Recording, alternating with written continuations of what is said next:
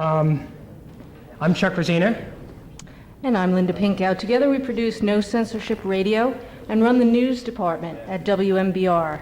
It's our unpaid job to bring Pacifica Radio to you every weeknight at 6 p.m.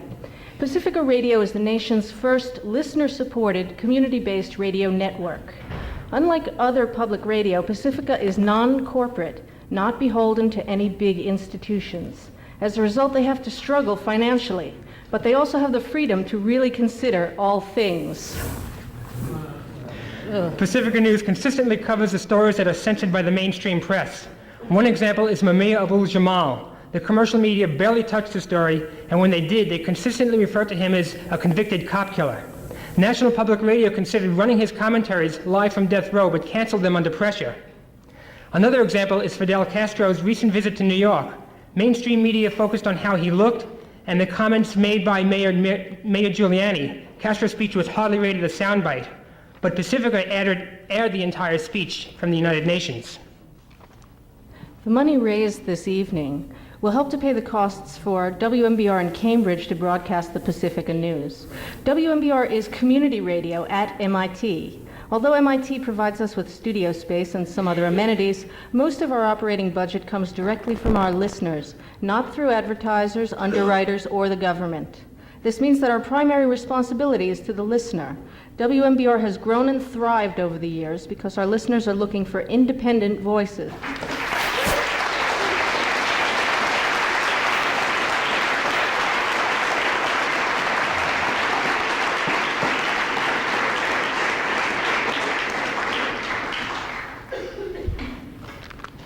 Well, the obvious way to start a talk on democracy and the right to know is perhaps to try to find the least controversial comment that you can dig up about it.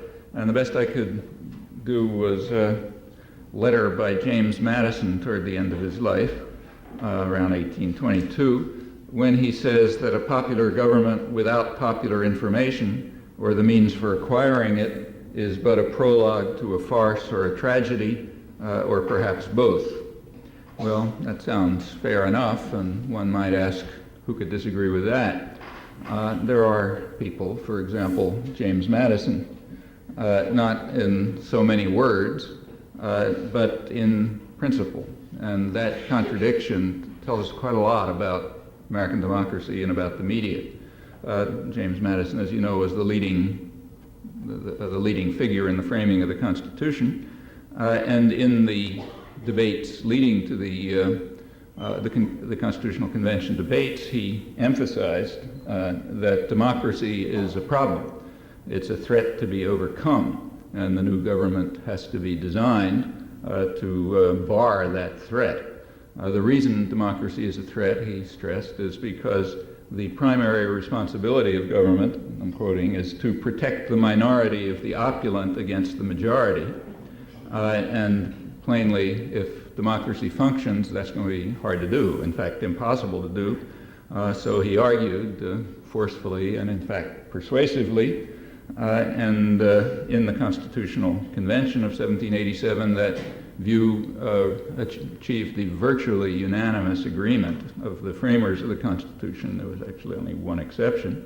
And so the system was designed to protect the minority of the opulent from the majority and to ensure that there would be no threat of democracy. The ways in which this has been done are or should be well known. There have been many changes over the past couple of centuries, but that principle remains pretty much in force, and it has a consequence. The consequence is that there is no right to know. Rather, there is a need to control and manage opinion, because that's the only way to guarantee that the minority, the opulent, will be protected from the majority who otherwise might act in their own interest, and that's unacceptable. Well, there's a lot more to say about that, but let's move right on to the 20th century. By that time, a lot had changed. One thing that had changed was that extensive popular struggles and resistance had quite considerably extended the scope of democracy. One reflection of that is the extension of the franchise, and there are many others. However, while this was going on, something else was happening, namely actual decision-making power was being more and more concentrated. In fact, it was being concentrated in corporate institutions that are totalitarian in essence and were designed to protect power, protect the minority, the opulent, from market discipline, and large part of their point. And they were also being, by the early 20th century, being granted extraordinary powers by courts and by government, which had become more than ever the shadow cast by business over society, to borrow the phrase of John Dewey, a truism that simply echoed and restated in the mid-20th century points that had been made by many pre-capitalist and anti-capitalist thinkers, Adam Smith, many others, including, incidentally, James Madison, which again reveals some of the contradictions, a few years after the system that he had designed was in place, he was appalled by the outcome, and he condemned what he called the daring depravity of the times as the rising business classes, contrary to his expectation, used their power to become what he called the tools and tyrants of government, overwhelming it with their power and combinations and benefiting from its largesses.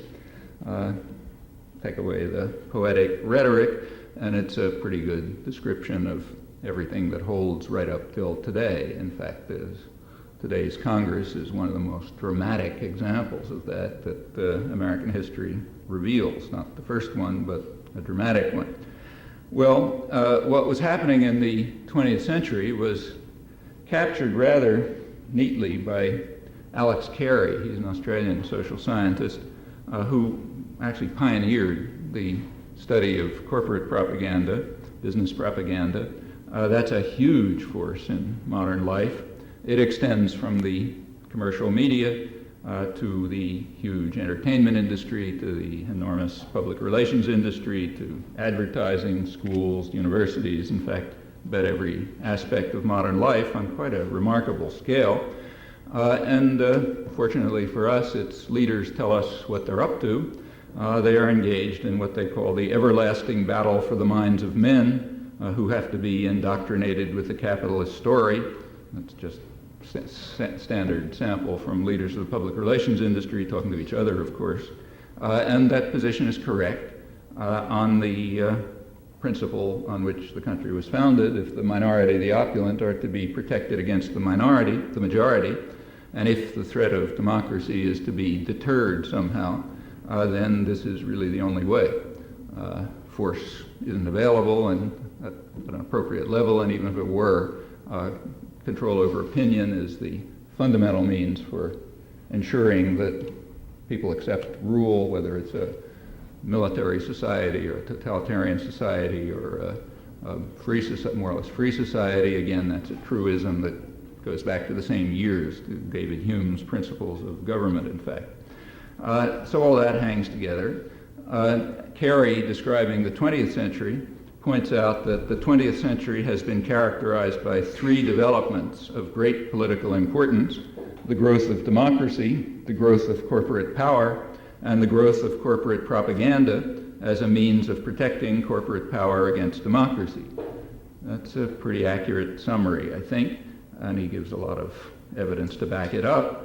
And we might simply add that the idea of constructing what he calls a propaganda-managed democracy is not only fully in accord with the principles on which the country was founded, but also with the thinking of leading intellectuals, progressive intellectuals, Wilsonian thinkers, academic scholars, and so on, right through the 20th century, in fact, right up till the present. The founder of one of the real founders of contemporary political science, Harold Lasswell, argued that we should not succumb to what he called democratic dogmatisms about men being the best judges of their own interests. They are not. In fact, because of the stupidity of the average man, we have to make sure that they don't try to exercise their their technical options in a democratic arena. Rather, we, the smart guys, have to do it for them. And that's just for their own benefit. Any slaveholder would understand the logic. And it's familiar, in fact. The dean of modern American journalism, Walter Lippmann, one of the leading and most respected public intellectuals of the 20th century, and a Wilsonian progressive, he explained that in a democracy, the general population, what he called the ignorant and meddlesome outsiders, have to be kept out of trouble. In a democracy, they can be spectators, he said, but not participants. Rather, they have to be marginalized and dispersed so that the bewildered herd, as he referred to the general public, will not interfere with the work of the responsible men, people like him. Like others who have advocated these elevated ideas, he politely and wisely refrained from asking why he is among the responsible men, but not, say, Eugene Debs, who in fact was in jail. But the answer is not too hard to figure out, so I'll leave it as exercise for the reader. Well, there's a lot more to say about all these things, but the most important fact, I think, is that the basic principles have not really received a very substantial challenge. In fact, they get reiterated over and over in one or another form, often publicly and overtly, as in the examples I gave, often more significantly in actual practice. The basic principle is that the democracy is a threat, has to be stopped somehow. You can have democratic forms, but you have to make sure they don't function in such a way as to threaten the minority of the opulent and their power. And that means that the bewildered herd have to be kept that way. And furthermore, though it's true that this is, in Madison's terms, a prologue to a farce or a tragedy under the cynical name of popular democracy, nevertheless, that's the ideal. It's the ideal that must be sought. There's no right to know, there is a right to manage, and indeed a duty to manage the minds of men if we are to carry out successfully this everlasting battle to ensure that we control what they think. And keep them out of trouble, out of the political arena, separated from one another, lacking exactly the capacities that Howard Zinn was talking about in those introductory remarks. There are, of course, conflicting values. That's a very important fact. And these are expressed, for example, in Madison's letter, and you find them running all the way through to the present. And the conflict between these conflicting values, that's been a central theme in the vicissitudes of democracy over the past several centuries, and it remains so. Well, let's descend from this high plane of abstraction and come down to practice, actual practice in the doctrinal institutions, of which the media are the ones most commonly discussed, but that's only because they're the most visible component and the easiest one to discuss. I think what you find in analysis of the media is rather general throughout the doctrinal system, journals of opinion, schools, universities, and so on. Some variation, but the major themes don't seem to me at least to vary very much. There's a lot of material on this topic in print, including studies that are about as carefully controlled as the empirical conditions allow. In my view, these studies demonstrate fairly persuasively that there is a systematic, sustained, and dedicated commitment to retain, to entrench the tragic farce of popular government without popular information that you can figure out for yourselves. There's lots of material to look at, and I won't try to review it. It would be impossible anyway, and a waste of time because you can do it better on your own if you're interested.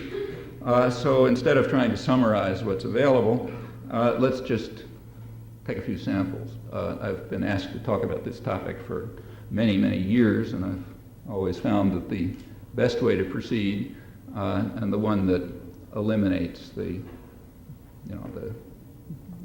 legitimate charge of selectivity in examples as much as possible, is to just take whatever the lead story is.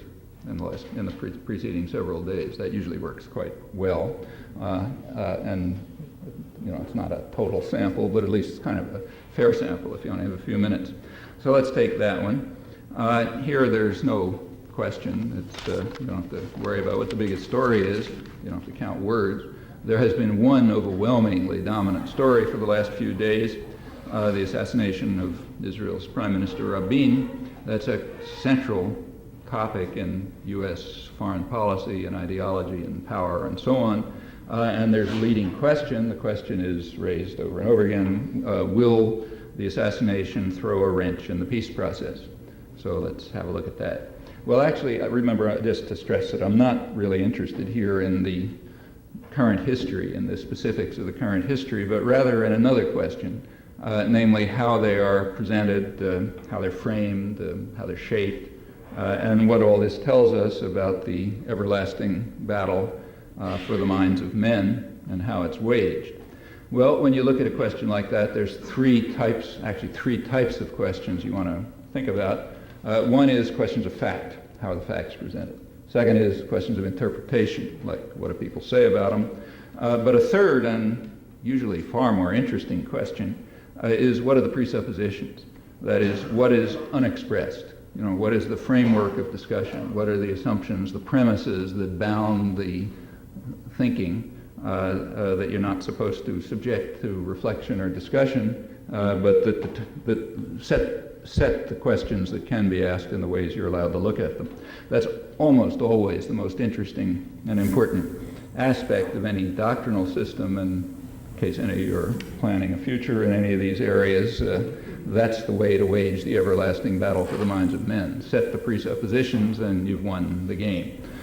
So for example, in the old Soviet Union, if debate, say, over the invasion of Czechoslovakia or Afghanistan could be restricted to the question of whether the Russians acted wisely or made mistakes in their defense of Czechoslovakia and Afghanistan against terrorists and subversion. If that was the question, the game was over, and it didn't matter if you concluded that they made plenty of mistakes. Similarly, in, say, Hitler Germany, to go to the extreme, if the debate could be limited to the question of whether the Jews were indeed as much of a threat to civilized values as was claimed, or whether it was exaggerated, the game was over. It didn't matter what conclusion you drew. And that holds quite generally. Often it's reflected in the very terminology in which issues are posed. So the first question to look at, if you want to look at a doctrinal system, is just ask about how the questions are posed, what are the premises, what's beyond discussion, what's the terminology that's used, and so on. That's usually pretty much finishes the story, whether people happen to tell the truth or not. So let's take the fundamental question again. Will the assassination throw a wrench in the peace process? Well, peace process is a good thing. Everybody's in favor of peace, so therefore we're in favor of the peace process, and we hope it won't throw a wrench in it. And the answer to the question, the basic set of answers is already given. We all hope that it won't throw a wrench in the peace process, and maybe it will, and so on. That's the framework. So the next question we look at, kind of taking this external Martian view, is what is the peace process? What does it mean? What's the meaning of the term? Well, it could mean the effort to reach peace, but it certainly doesn't mean that. And in fact, really couldn't mean that if you think about it, for a very simple reason. Everyone wants peace. So Hitler wanted peace. Saddam Hussein wanted peace. Everybody wants peace on their own terms. So to say you want peace is completely meaningless. Sure, Genghis Khan would be delighted with peace as long as it's on his terms. So therefore, that's not a serious proposal.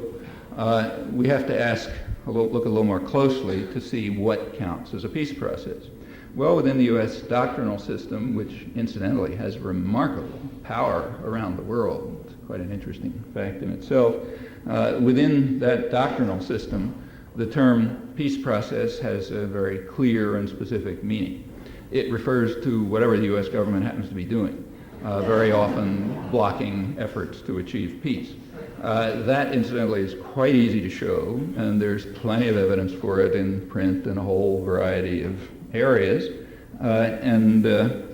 It's a usage that has lots of useful consequences. So, for example, take the phrase, the U.S. government is working to advance the peace process. Well, that turns out to be true by definition, whatever the facts, which is kind of that one nice outcome. Take the phrase, the U.S. government is trying to undermine the peace process. Well, that's meaningless, self-contradictory or meaningless, hence unthinkable, even if it's plainly true, as indeed it often is, when you understand the peace process as the effort to achieve peace. Well, that's, if you can entrench usages like that and not even get people to think about them, the game is over, as in the case of the examples I mentioned. And in fact, the peace process in the Middle East happens to be an extraordinarily dramatic example of this, of the way a really well-oiled propaganda system works. So let's begin with a couple of just plain factual observations, which are incidentally totally uncontroversial, though unthinkable. And you can check them out and hope you will. Facts of the matter are that since about 1970, the United States has stood virtually alone in the international arena in blocking diplomatic efforts to bring about a negotiated settlement to the Arab-Israeli conflict through peaceful means. That's evident, for example, from vetoes of Security Council resolutions, from solitary votes annually at the General Assembly of the United Nations, successful efforts, of course, to block initiatives from Europe, from the non-aligned countries, from the Arab states, from the PLO over many years. All of this has been the case since 1971, when the United States made a fateful decision. Henry Kissinger made the decision, namely to reverse its own policy, which had just been accepted by President Sadat of Egypt, who had offered a peace treaty through a UN negotiator, had offered a full peace treaty to Israel in exactly the terms of official U.S. policy, incidentally with nothing about the Palestinians. It was totally a rejectionist position, but happened to be exactly U.S. policy at the time. And the U.S. had to make a decision and decided to reject it. Israel also did. Now, all of this is known. So, for example, take the memoirs of Yitzhak Rabin, who was just assassinated, who was then Israeli ambassador in Washington. Well, in his memoirs, he describes Sadat's 1971 offer as a famous milestone on the path to peace. Although Israel had to reject it, he said, as indeed it did. Well, what about in the United States? Well, in the United States, the famous milestone does not exist. The events did not happen. You cannot find a reference to them in the media. In fact, they're even suppressed in most of scholarship, including the most recent scholarship. They surely don't constitute any part of the peace process. Well, actually, if you think about it, that's true by definition. Since the U.S. blocked that initiative, that is, blocked the acceptance of its own official program, that can't be part of the peace process, not in the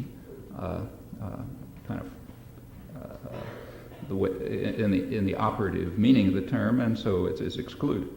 And indeed, the same is true of the entire record from 1971 up till 1991. It's completely down the memory hole, unmentionable, unthinkable, and also uncontroversial. And not very hard to find out about if you choose to go to the margins or to the original documents. That's a real tribute to an intellectual class of which we are part, an intellectual class that chooses, and remember, it is, of course, a choice, to subordinate itself to power. You see it in the media. That's the easiest way to see it, but it's misleading because it's across the board. As I say, you find the same thing even in scholarship. Well, again, the facts are readily available in print if you're interested, but at the margins, in books and articles that are also unmentionable, though they're around, and then best of all in the original documents, which aren't that hard to find and are footnoted in places where it tells you where to look. Since U.S. obstruction of the peace process is self-contradictory, given the operative meaning of the term, and hence unthinkable, you don't have to proceed to ask the next question, which is why the United States has so consistently and energetically undermined the peace process since 1971. Since the idea is unthinkable, the reasons for it are unaskable. But if we break the rules, we can quickly find them.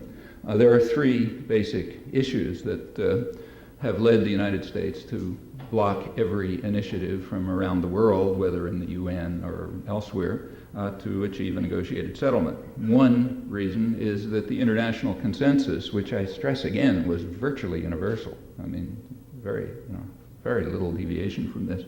The international consensus called for Israeli withdrawal from the occupied territories occupied in 1967, and that indeed was the U.S. position too, up until 1971, when Kissinger shifted it. But since 1971, the U.S. has taken a different position in international isolation with Israel, namely that there should be only partial withdrawal as determined unilaterally by the United States and Israel, according to their decisions and interests. So that's U.S. policy, and the rest of the world had a different policy, that therefore was necessary to block every initiative, as indeed was done.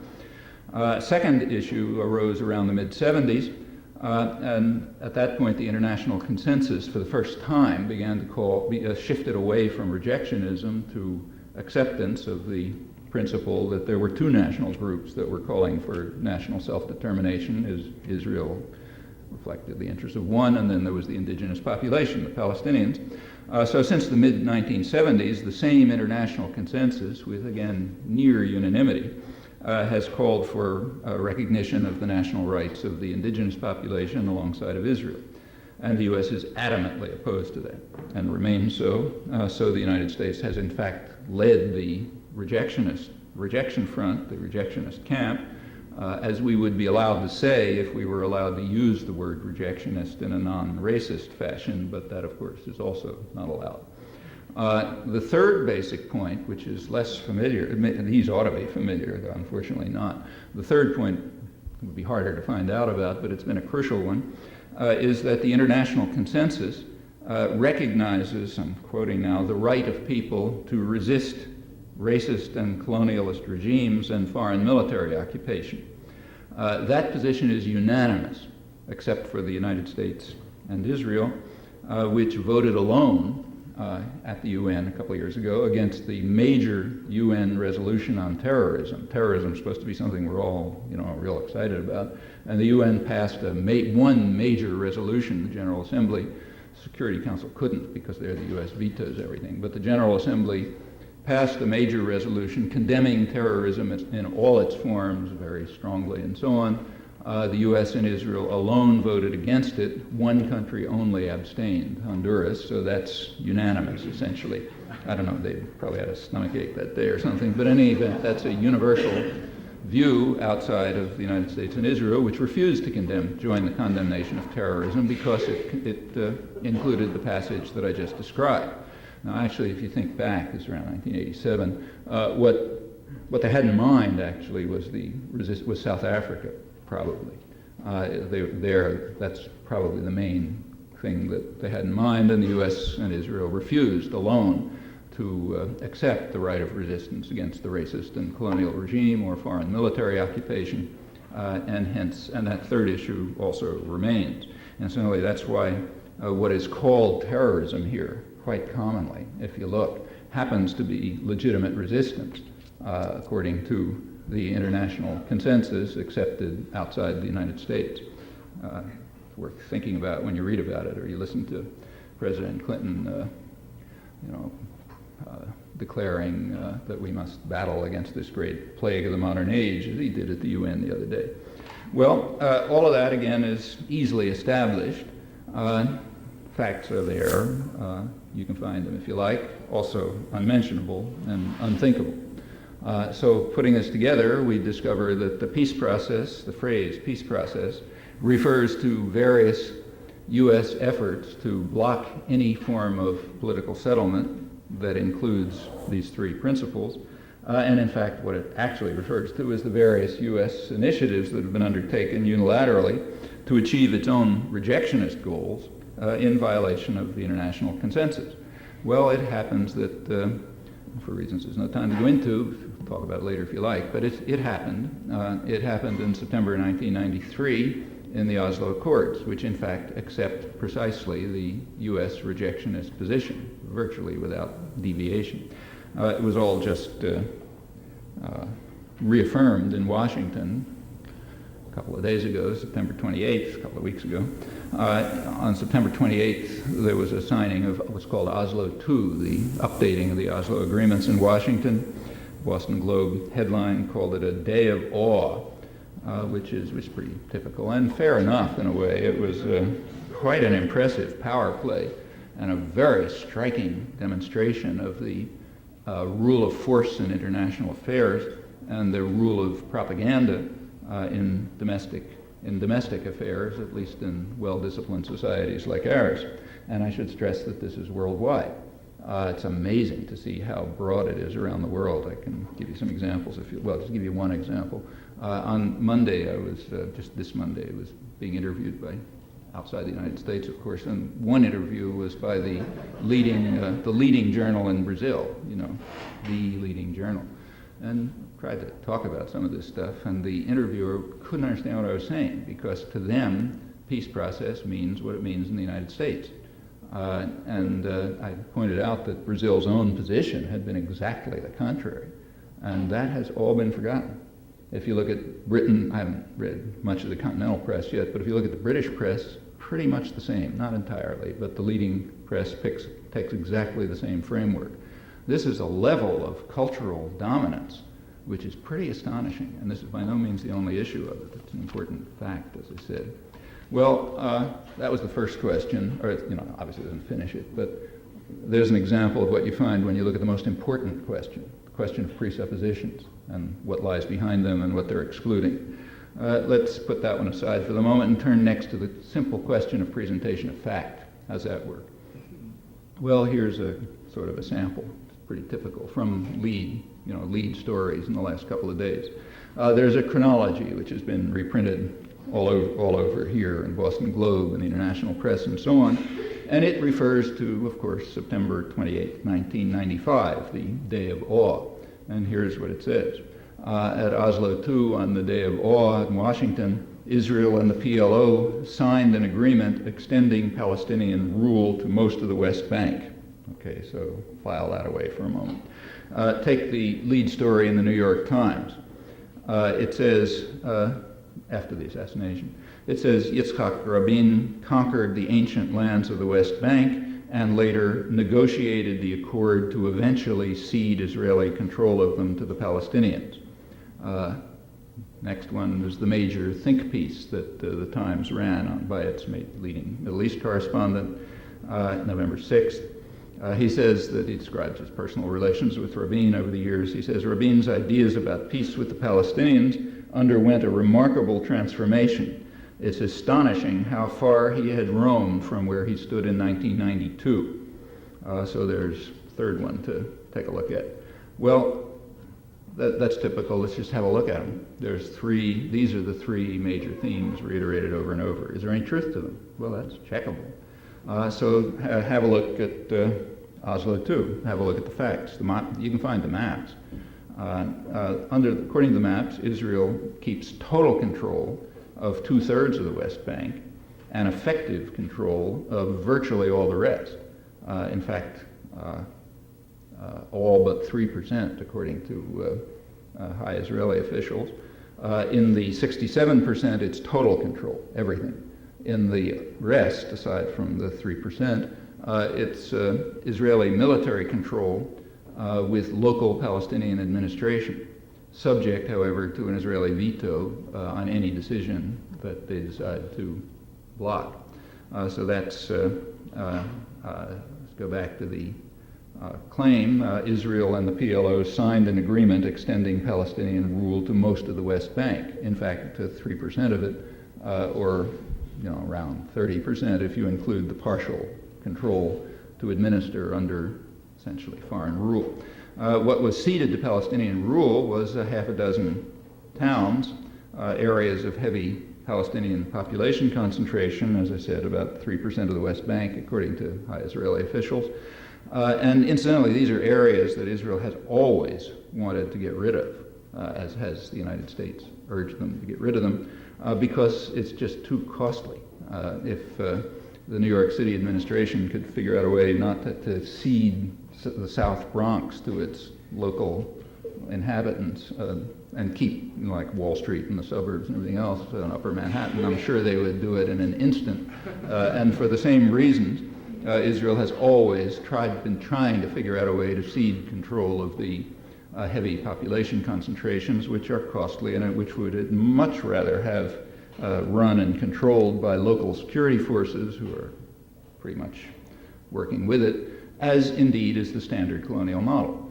So, for example, it's the way the British ran India, it's the way South Africa and Rhodesia ran the black areas, and so on. They didn't have to do it themselves. You get local security forces to do it for you. That's, in effect, the way the United States runs Central America. We happen to call them armies, but in fact, the way you run it is have local thugs take care of things, and you pay them off and train them and arm them and so on. If everything gets out of control, well, the big guy's got to move in. But this is the standard colonial model, and finally Israel managed to achieve it after giving up this costly direct control, which they've never wanted, but just couldn't figure out a way to get out of. So that's what happened in Oslo II, the Day of Awe, as far as point number one is concerned. Well, what about the Times analysis, the agreement for eventual Israeli withdrawal from the West Bank, ceding it to the Palestinians? That's a complete fabrication. There is no such agreement. You can't argue about what's in people's mind, but the documents suggest absolutely nothing of the sort. They indicate no agreement to cede anything except what Israel and the U.S. decide to cede on their own reasons. There is nothing there that suggests any intent to withdraw, and certainly any need to withdraw. So if the U.S. pays Israel, as it is now doing, to continue, meaning your tax dollars and mine, to continue settlement and development in the occupied territories anywhere it feels like, nobody can claim that Israel is violating the agreements. They are not. The agreements do not bar that in any way. If there's an intent to withdraw, it's in somebody's head. It's certainly not on paper, and Israel signed no such agreement.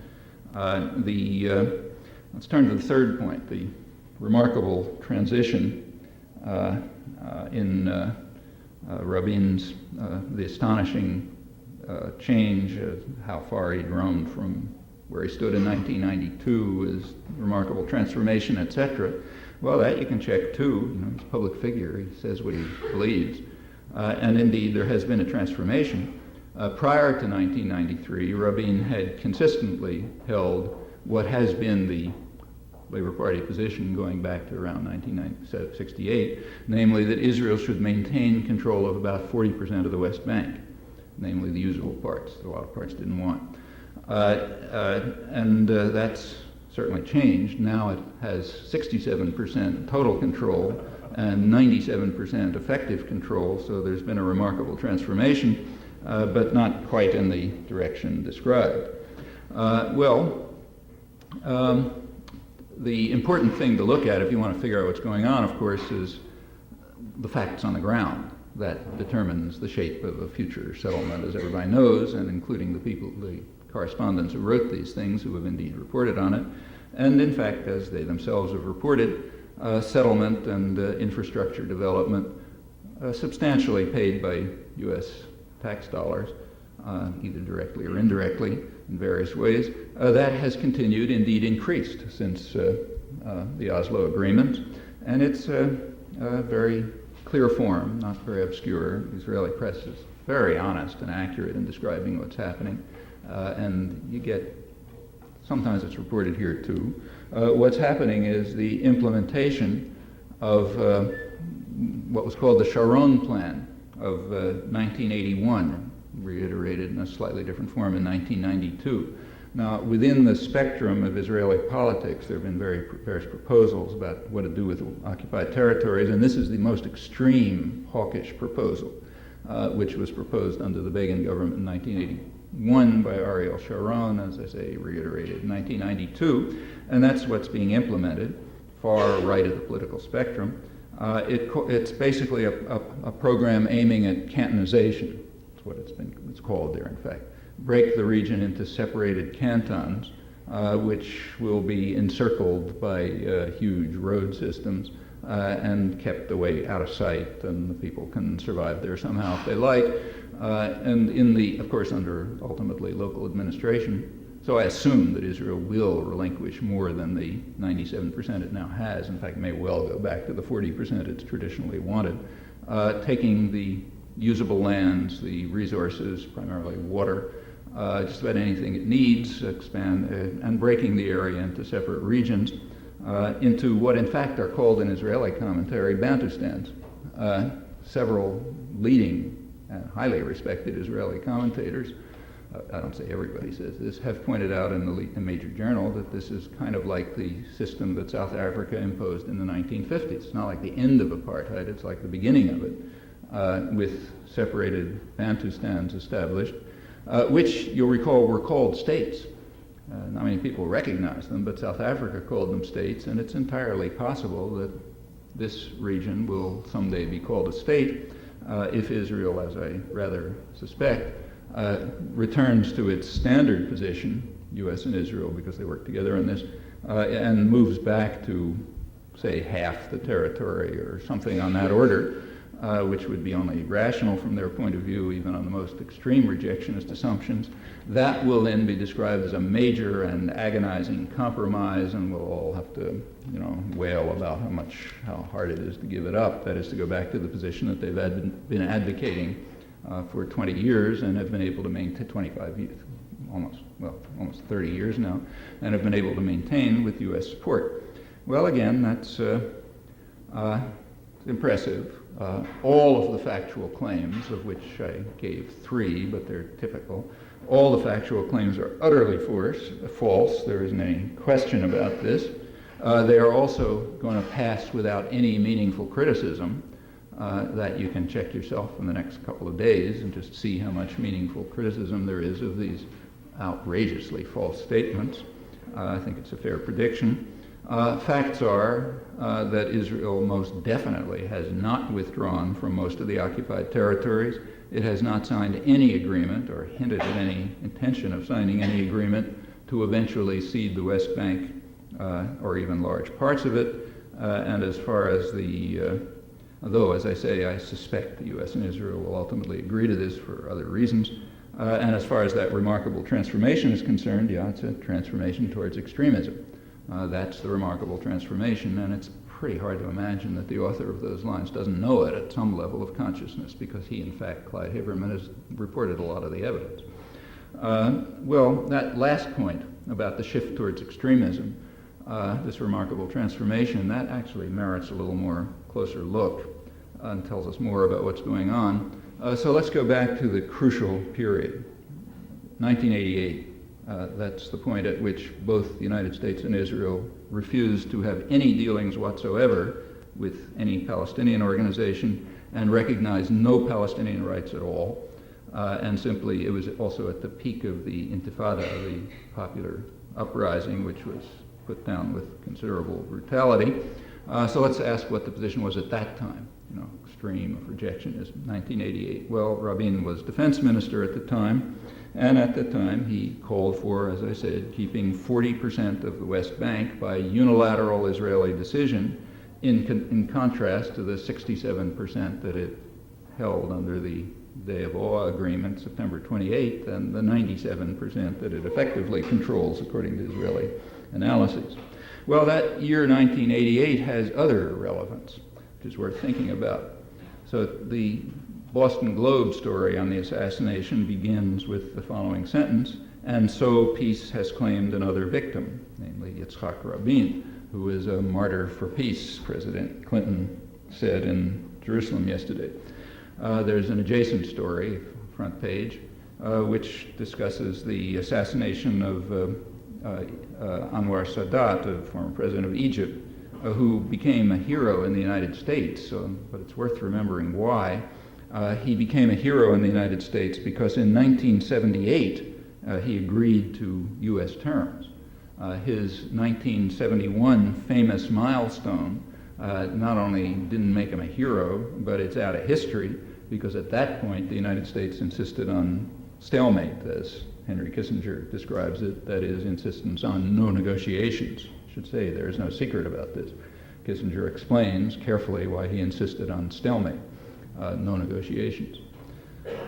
Well, there are other leaders who've been assassinated, but who aren't victims of peace. In fact, one was assassinated right in 1988, at the time I'm talking about. April 1988, PLO leader Abu Jihad was assassinated in Tunis by Israeli commandos. There's no secret about that. They took pride in it. Well, he doesn't enter the pantheon of martyrs for peace, and it's fair to ask why. Well, one argument might be that he was a terrorist, which is in fact absolutely true. Terrible terrorist record.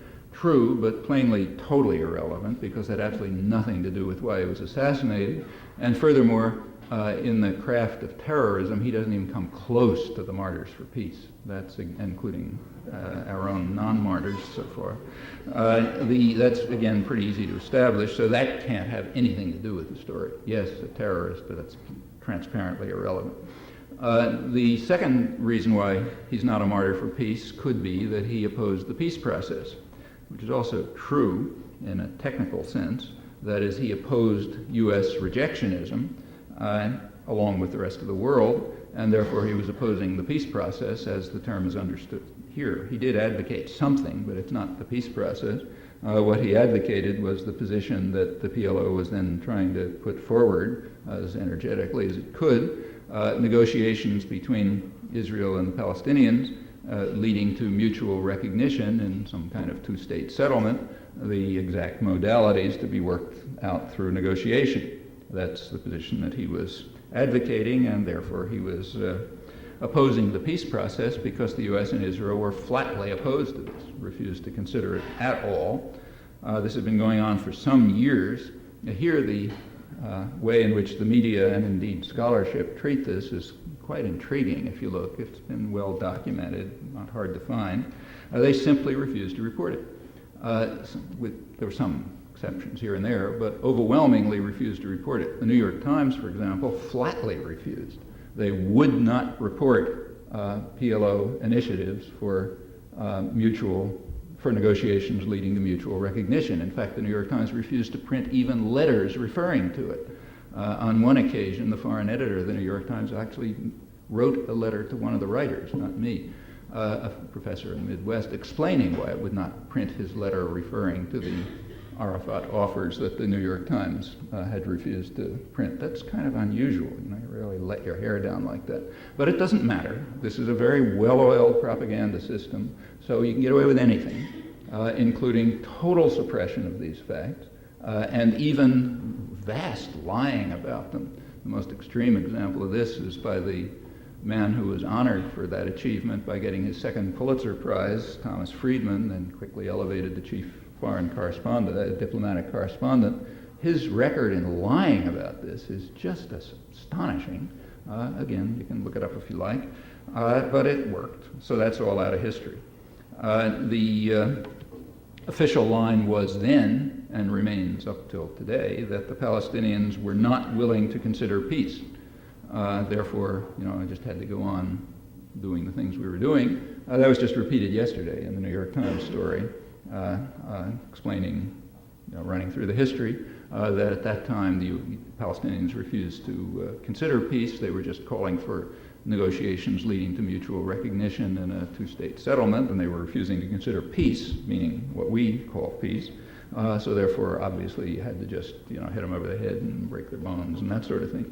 Well, facts are pretty straight, but they're irrelevant. They're irrelevant because they're inconsistent with higher truths that have to be observed. And in the everlasting battle for the minds of men, you take no quarter. Some things are too important to allow it to be said. Let's proceed. And so we might ask what the last victim of peace, Yitzhak Rabin, was doing while his commandos assassinated Abu Jihad in Tunis, who, remember, was blocking the peace process along with the rest of the world at the time because he didn't accept the U.S. rejectionist position. Well, Rabin was then defense minister, and just at that time, he was ordering his troops to attack villages that declared themselves liberated. That was one of the things that was done in the uprising. A village off on a hill somewhere would simply declare itself liberated, and Rabin ordered his troops to attack using plastic bullets. The first time they were authorized, and the reason, he explained, was, I'm quoting, because our purpose is to increase the number of wounded and to make it clear to the people of the West Bank and Gaza where they live and within which framework, so that they'll abandon any illusions of any form of self-government in a village declared liberated somewhere. That was that's what he was doing at the time. At the time, remember, the U.S. was simply denying, rejecting, pretending that there were no Palestinian offers.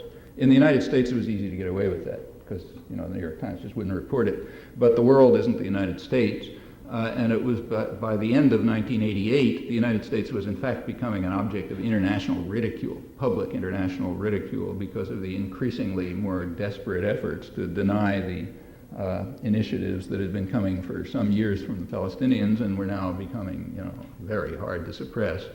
They were suppressed here, but not elsewhere. So the U.S. entered into a last-ditch effort to try to deflect the Palestinian initiatives. They undertook a dialogue with the PLO in December 1988, and that caused some concern in Israel, but Yitzhak Rabin assured a delegation of Peace Now leaders that it didn't mean anything. It was just a delaying action intended to grant Israel a year or more to suppress the Intifada, the uprising, by harsh military and economic pressures so that the peace process could then revert to U.S.-Israeli rejectionist guidelines, which indeed is exactly what happened. So that's, there was no objection to this on the part of the Peace Now leaders, at least not reported. So accordingly, Yitzhak Rabin is a victim of peace, and Abu Jihad is a terrorist whose assassination we in fact applaud, as was done. We might ask what Washington's men of peace were saying at that time while deflecting the threat of diplomacy.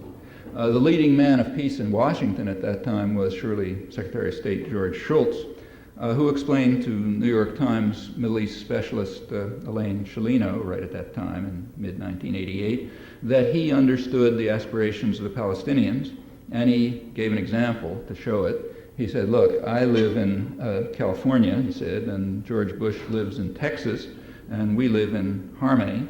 So the Palestinians of the occupied territories should have no problem whatsoever living together, under whatever arrangements U.S.-Israeli power dictate. Well, that profound insight was blandly reported. It's right there, as always, and it's another contribution to the peace process.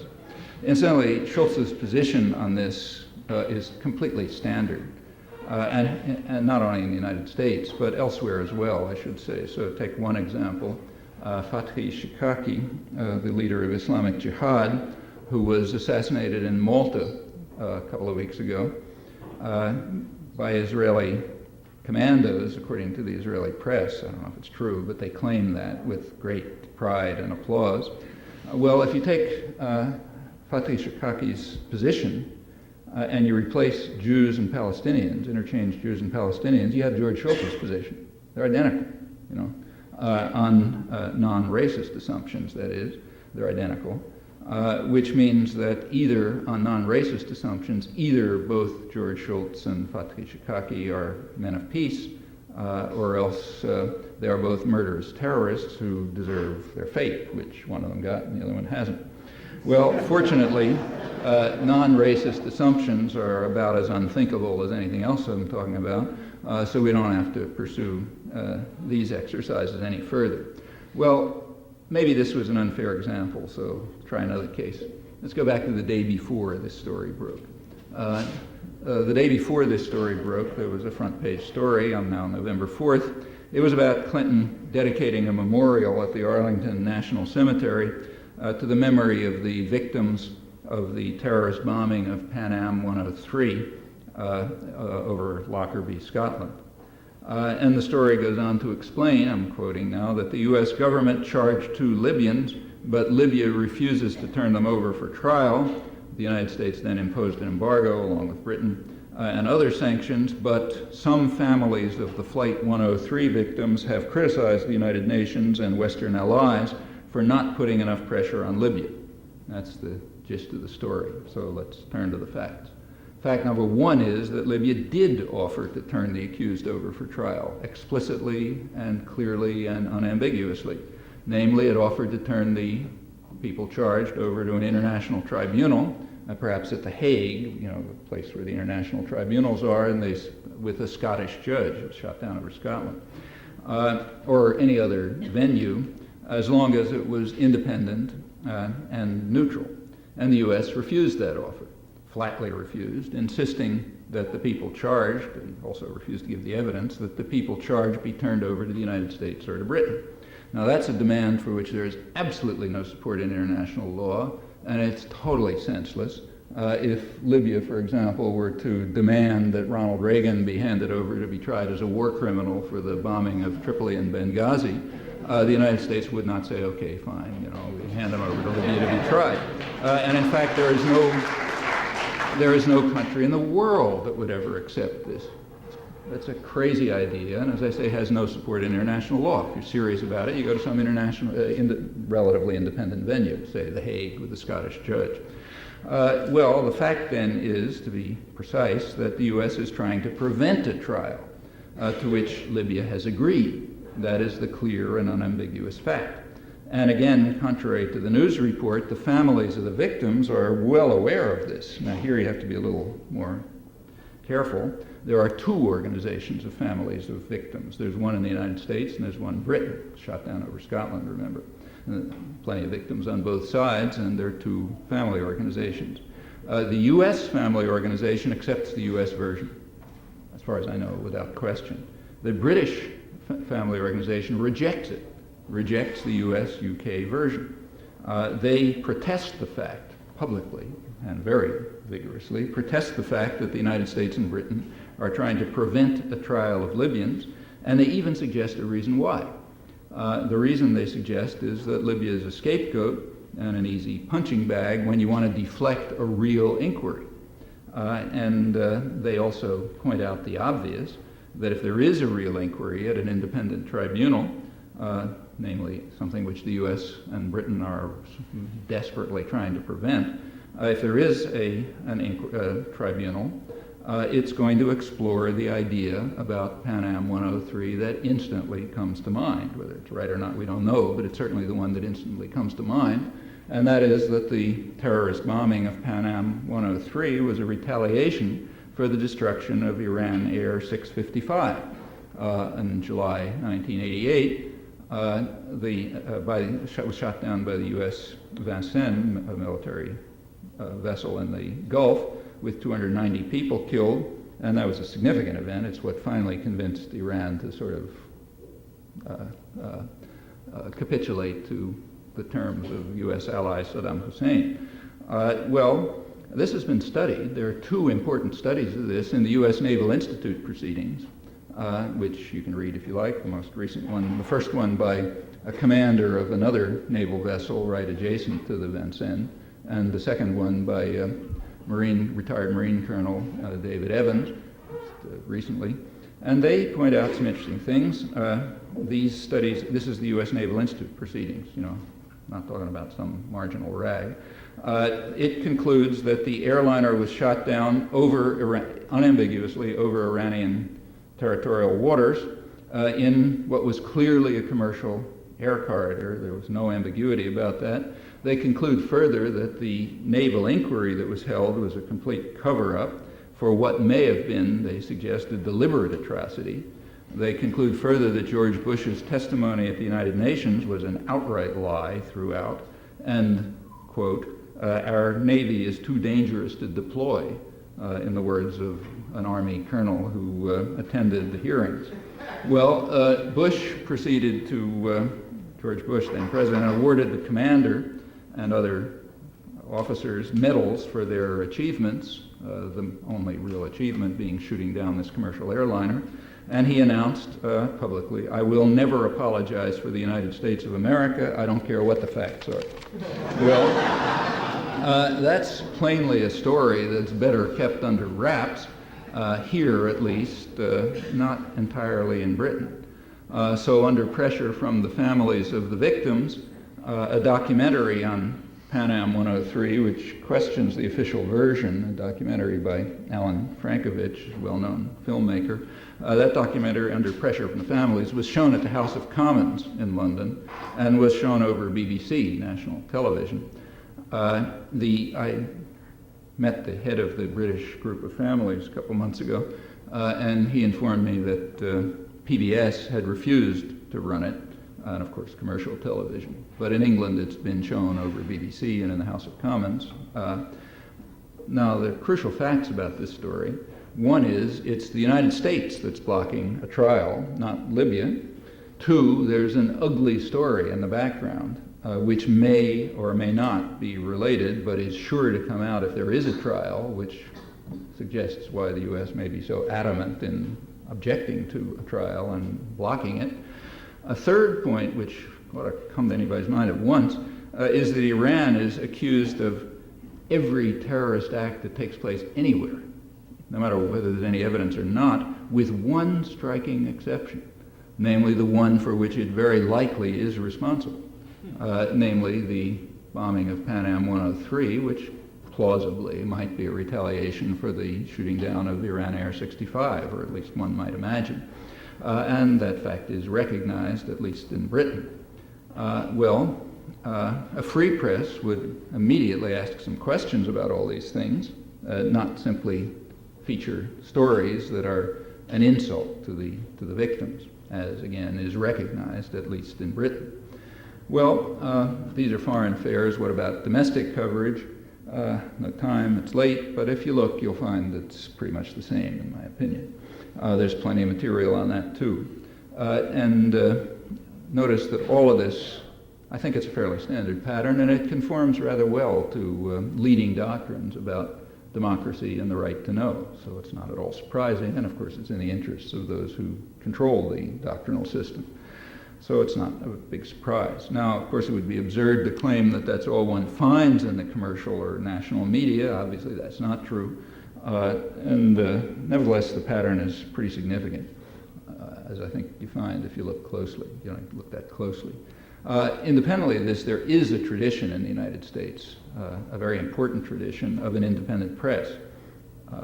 In the mid-19th century, right around here, in fact, in the mill towns and Lowell and Lawrence and so on, there was a very lively and rather quite substantial independent press. It was run by artisans, what were called factory girls, young women off the farms who were working in the Lowell mills and so on. This is, the rise of the American industrial system. They had a press that they ran themselves. Very interesting reading, smart, thoughtful. They condemned what they called the new spirit of the age, gain wealth, forgetting all but self, which they regarded as a degrading and demeaning doctrine that had to be combated. They condemned what they called the state of servitude to which free people are being reduced by rising industrial capitalism, and they demanded that those who work in the mills ought to own them. They condemned the destruction of democracy and freedom and culture, in fact, as monarchical principles are being established on democratic soil. They also denounced what they called the bought priesthood, that is, the intellectuals who serve the masters.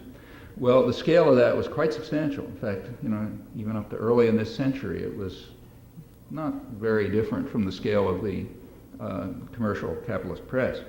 It declined through the 20th century.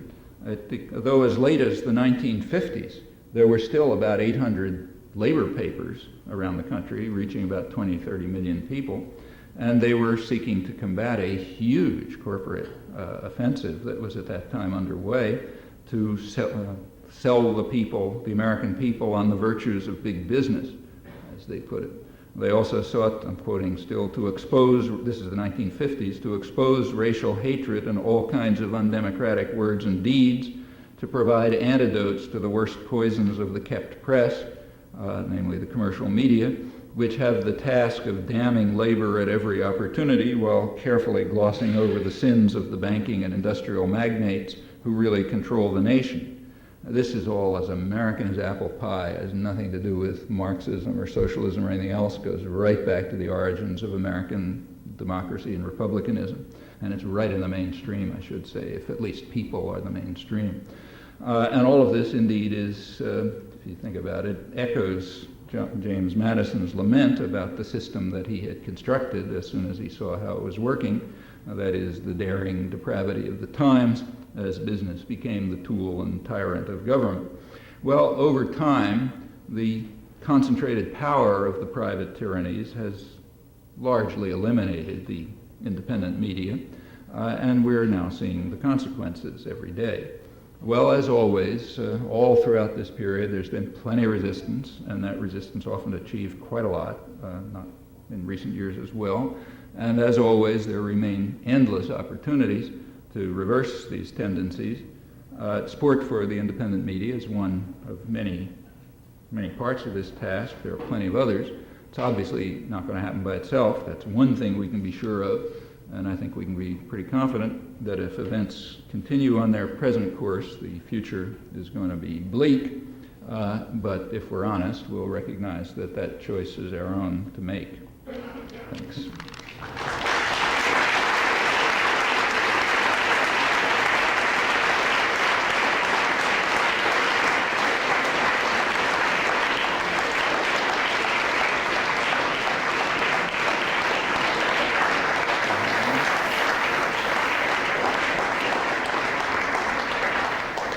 If there are any questions, if people could line up by the microphones to ask them, we'd appreciate that. Thank you.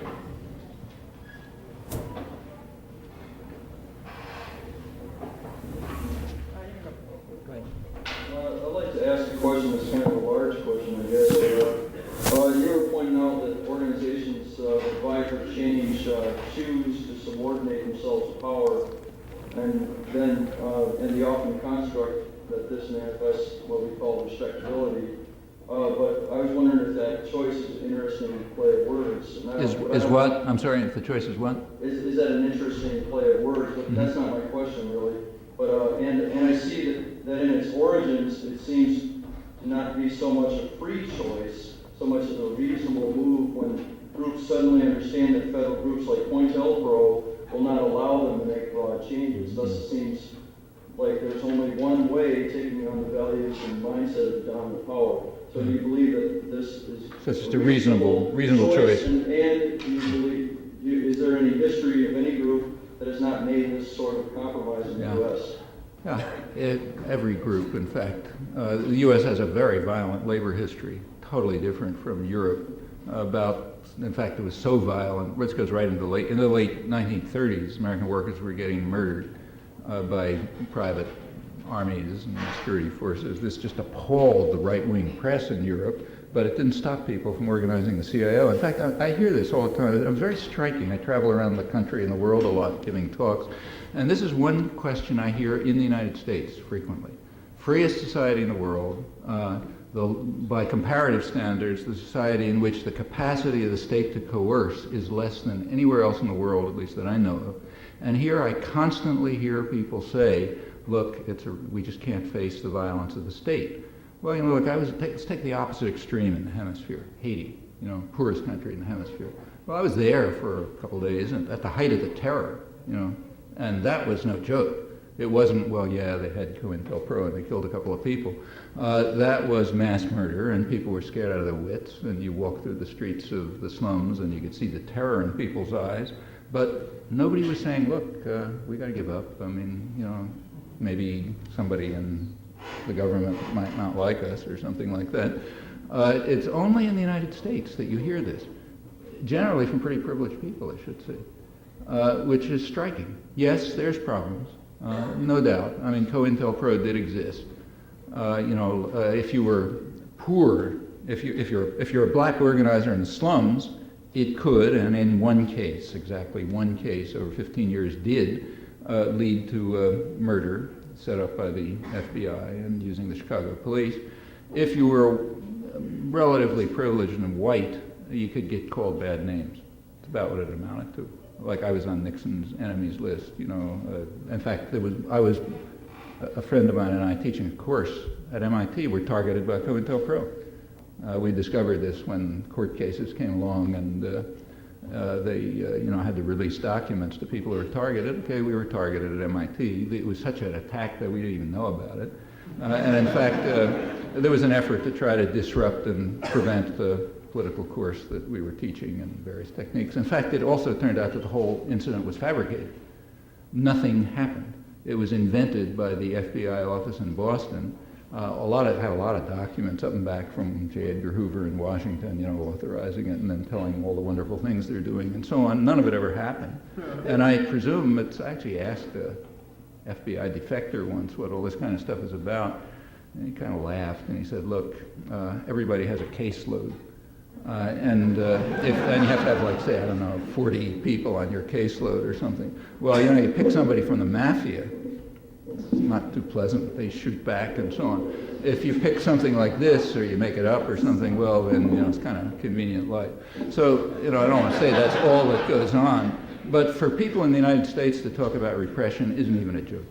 I would agree with you, but I just wondered would it have anything to do with people being so socialized, indoctrinated, or whatever? And also, you were in an institution. I know people who've been beat up by police for doing political things. Yeah, I've been places where people like Howard Zinn get beat up by the police. Right. Sure, but and in fact, I was in and out of jail and had my own problems.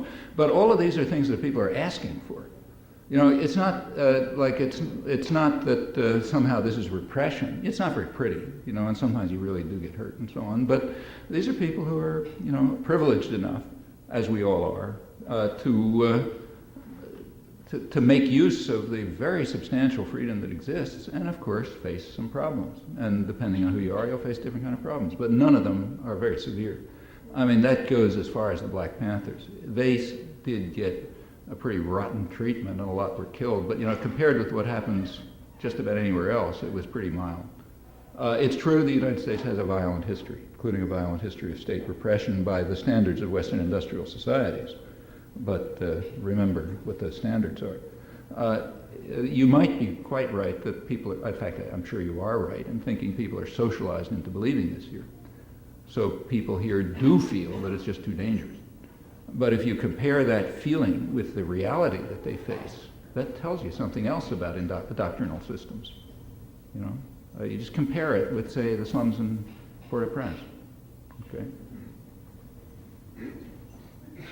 You mentioned the Lockerbie bombing and how the headlines should get to the bottom of the act of terrorism or bring terrorists to justice. On that note, I know that the U.S. has had issues with Libya, at least since Gaddafi nationalized the oil fields. And I was wondering about it making the headlines, which were sort of overshadowed by the assassination headlines this weekend. Do you think Libya is again being set up as a scapegoat? Because we all realize that the United States has to always have enemies or potential military targets. Mm. Well, actually the story about Libya was the day before the assassination, so I don't want to mislead you into thinking there was a connection. It was, in fact, the anniversary of the Lockerbie bombing, so those two things are quite independent. But your point is not only right, but well supported. I mean, when the Reagan administration came in, right away, they recognized that they were going to need some enemies. I mean, it didn't take a genius, even in 1981, to realize that what John F. Kennedy called the monolithic and ruthless conspiracy that's planning to take over the world was looking a little less dangerous, and it wouldn't be, maybe he didn't know when it was going to disappear, but it's going to be a pretty hard sell.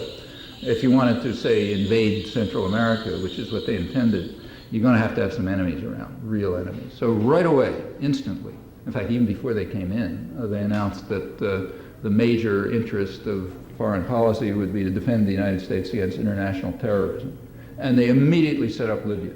Right through the 1980s, there were fabricated confrontations with Libya, invented stories. You may remember, it must have been around 1981 or 82. This started in 81, summer of 81. Every single time the press reported, the Libyan danger and atrocity, and then 6 months later, same press reported in small print, well, seems to have been a disinformation campaign and so on. But the next time it came around, same story. There was even one case which was so comical you could hardly keep a straight face. They had tanks surrounding the White House because, Libyan hitmen were wandering around remember that? That was like 1981 or two. Everybody in the world was laughing hysterically, but here everybody took it seriously.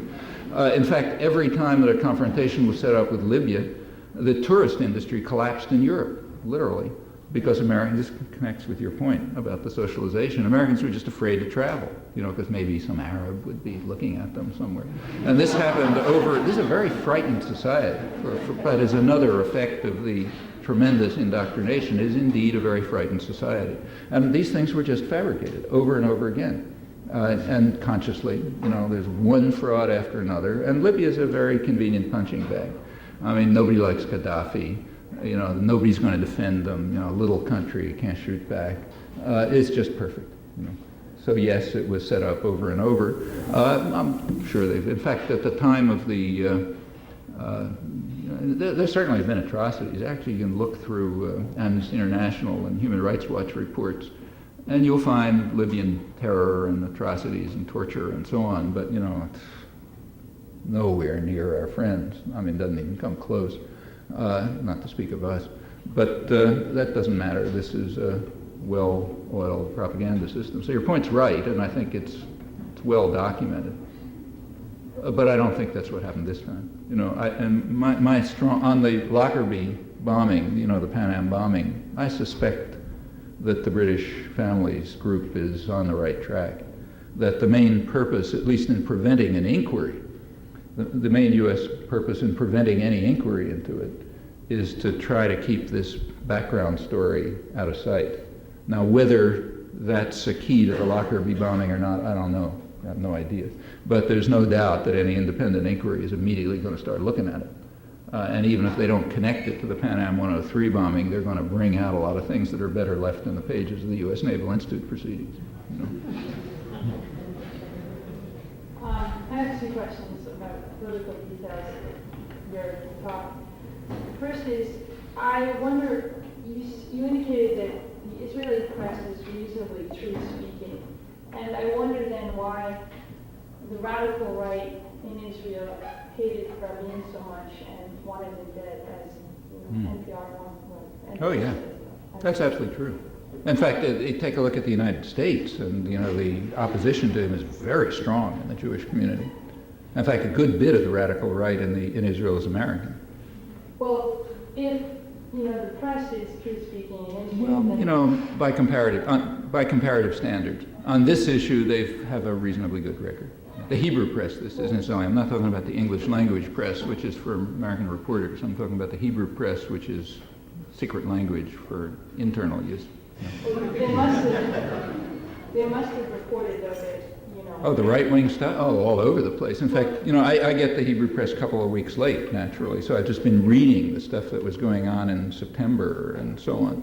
And the reports of the hysterical attacks on Rabin and the calls for him to be killed. Actually, this morning in the New York Times, you can read an op-ed by Zev Chafetz, who's actually an American, who was a press attaché there for years, who calls for doing something to silence the rabbis who have been calling for Rabin's death in Israel. And it's been perfectly open there. But why were they calling for his death if he Because, look, 40% to 97%? because they want 100%.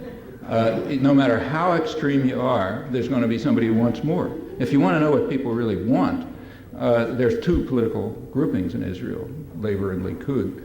The Likud party, its core is Cherut. Menachem Begin's group goes back to the, old Irgun Tzvai Leumi and so on. For those of you who know this stuff, that's the core of the opposition.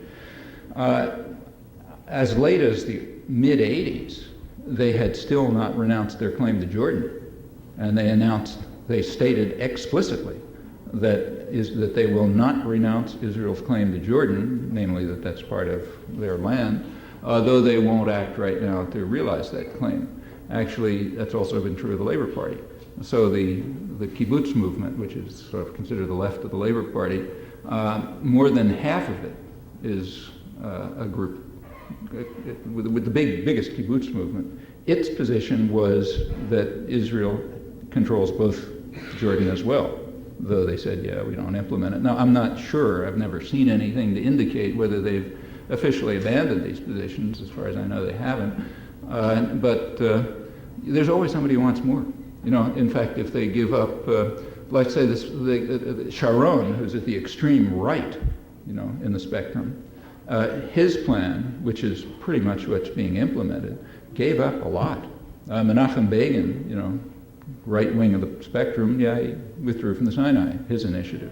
So there are people who, you know, within the spectrum, which is not, you know, zero, I mean, it's narrow, but not zero, there are more extremist and less extremist elements, but there are even more extremist elements outside. And I also wanted to know, and this is more general, why is the U.S. so embedded with Israel then? I mean, So what? So embedded. I mean, it seems like... It's the other. Look, Israel performs services. I mean, that's another whole story, and I didn't want to look at the history now. But if you look at it,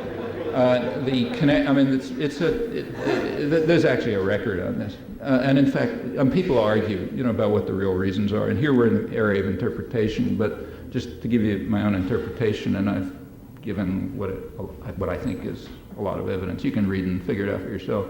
I basically agree with what's called the strategic asset theory. You know, the theory that Israel has been considered a strategic asset. The United States doesn't care one way or another about Israel. If Israel gets out of line, they'll be down the tube in 3 seconds, like everybody else. But the main interest of the United States in the region is control over the oil production. That has been the main interest since the 1940s, unquestionably. No, but don't forget that, see, you got to remember how this works. Here we have to decode the system and look at what is actually said. It's said, you know. It's not the Arabs who control the oil. The U.S. took over from the British a certain way of ensuring that the profits from oil come back to the West and don't go to the people of the region. That's the main issue. The way of doing it is to set up what the British called an Arab facade, behind which the British would rule. So very weak family dictatorships who are so weak that they'll do whatever you tell them. The main thing they'll do is ensure that the enormous wealth of the region does not go to the people of the region, but goes to London and New York and so on. That's a picture that the U.S. just took over from the British in the 40s when the U.S. essentially took over the region. Well, there's a problem.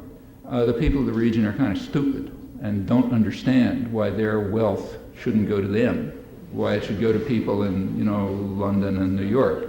And since they can't get this simple idea through their heads, you have to have somebody protecting the Arab facade from the domestic populations of the region. Well, that requires force, you know.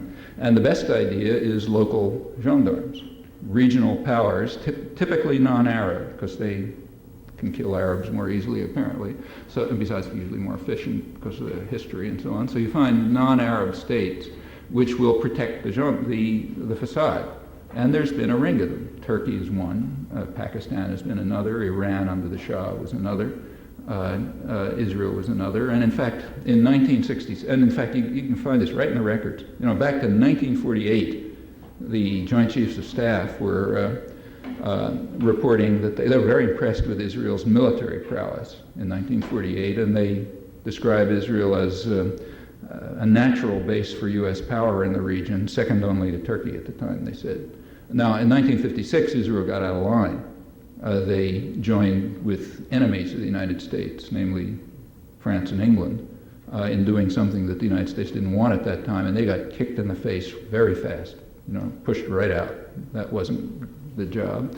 But within a couple of years, got better. You can read in the National Security Council reports, which are now declassified, that a rational consequence of U.S. opposition to radical Arab nationalism would be to support Israel as the only reliable base for U.S. power in the region. Well, then it goes on. In 1967, with Israel's tremendous victory over Nasser, who they really were worried about, an independent nationalist, the alliance gets firmed up very tight. Because now Israel was recognized as the dominant military force. Furthermore, Israel was pretty much an alliance with the Arab oil family dictatorships. Now, you can't show that because those are dictatorships and they don't have documents. But it's certainly been the assumption of the highest placed American officials. So, for example, Senator Henry Jackson, who was the Senate's leading specialist on the Middle East and on oil for years, and a smart guy,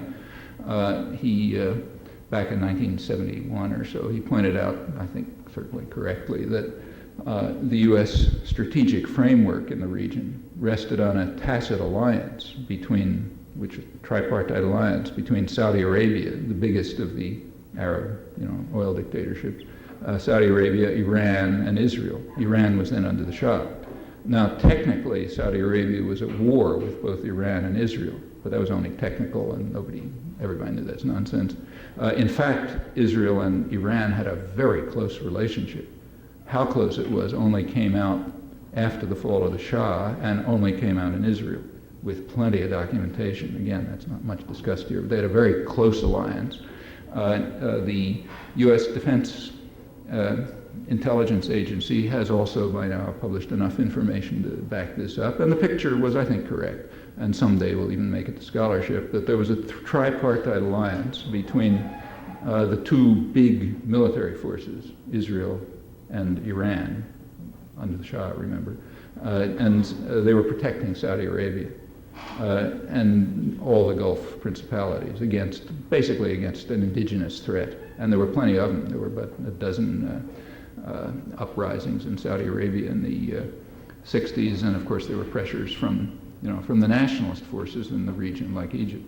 And so it goes. I mean, when the Shah fell in 1979, you could just predict, if you knew what was going on, you predict right off that right away Saudi Arabia and Israel are going to be working with the United States to try to restore the Shah's regime, because that would restore the arrangement. That's precisely what happened.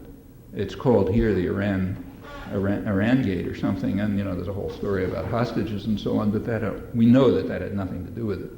I mean, the U.S. arms sales to Iran via Israel, funded by Saudi Arabia, began instantly, and there were no hostages. Okay, so it couldn't have had to do with hostages. It's impossible. There were no hostages. It had to do with perfectly obvious purpose, and in fact, in Israel, they were quite frank and open about it.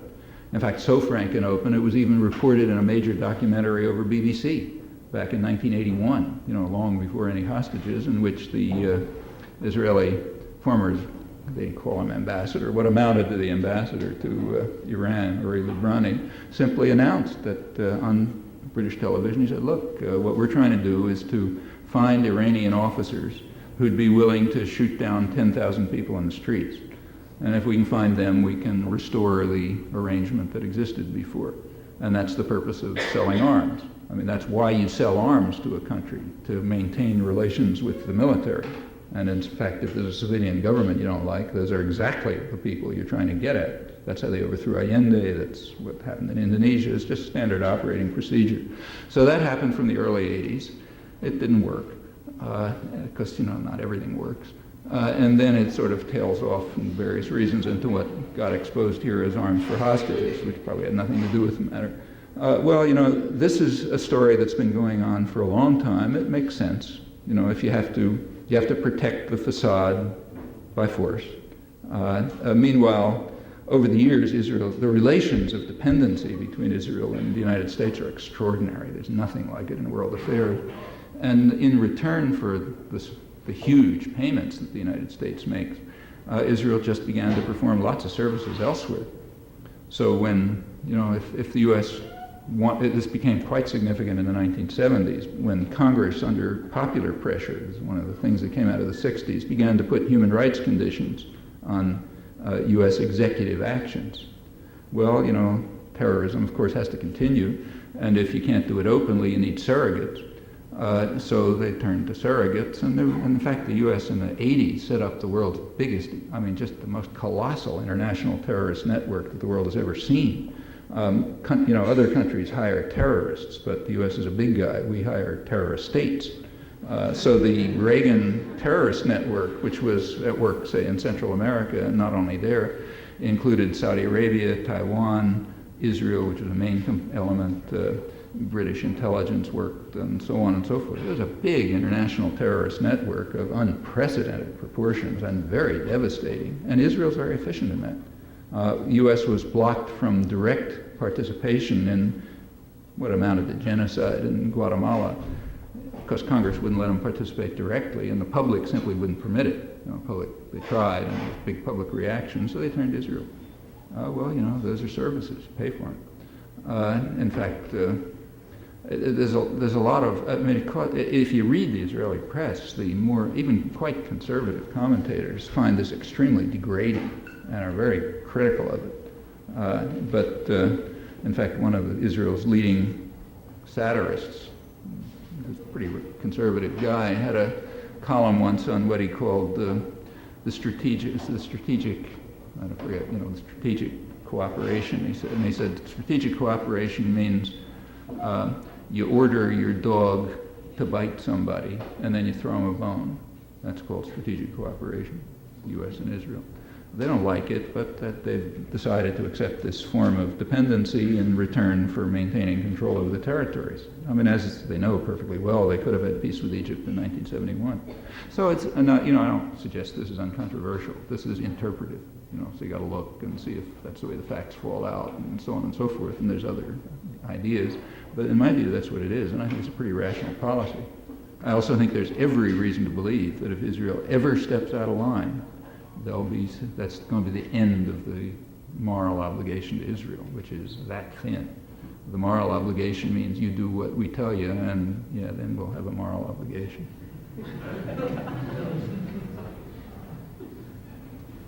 I have a general question about more like how to fish rather than ask you to hand me a fish, which is what in your average day do you do if you spent the whole day meeting with students and you want to pick up on the news? Do you listen to Pacifica? Do you have people you talk to get the latest trustworthy rumors, or do you read the New York Times and read between the lines, or? Depends what day it is, like take today. So I spent all day with students, and then I'm here now, and when I go home I'm going to read a stack of newspapers. All of the above? Or? Pardon? All of the above? Look, you don't have a lot of choices. I mean, Boston is a particularly culturally deprived town, I should say. This is one of the few places in the country that I know of that doesn't really, well, not few, but it's one of the places in the country that does not have a really functioning community radio system. Many places do. Now, here there's this station, but it's not, and it's good that it's doing something. But by comparison with what's done in other places, it's not much. And in fact, what we don't have here at all, as far as I know, there used to be, but it's more or less gone, is participatory community radio. Not just I turn it on and you hear something different, but you actually participate in it. That's real community radio.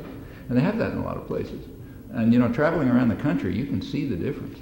I mean, towns that have it, just, people are less isolated, they sort of know what's going on, they have a way of getting together and communicating. Boston is unusual, and it's a very scattered, there's plenty of activists around here, and people interested in all sorts of things, but it's very dispersed and scattered. There's nothing much that, you want to find out what's going on, you got to sort of find a leaflet somewhere. Pacifica talks about, donating money to offset the cost of big transmitters and stuff, but just before I came here, I clicked on something in the Pacifica Radio Archive of the Net, and I heard, 5-minute excerpt of your review. I know you consider yourself a Luddite, but my question is, do you find the role of the fact that, we could post the Pacifica Radio News all half hour on the internet, and it's you important. can click on it and listen to it? It's been a big difference for people. I mean, the internet is sort of a mixed bag in my opinion. First of all, take a lot of what I said tonight was indeed on Pacifica. Not on National Pacifica, but on WBAI in New York, which runs somewhat its own show and is a bit more independent than National Pacifica. So as far as I know, I don't know, but I doubt that, well, actually, it may have even, I'm not sure it went over the National. I think it was just BAI, I'm not certain.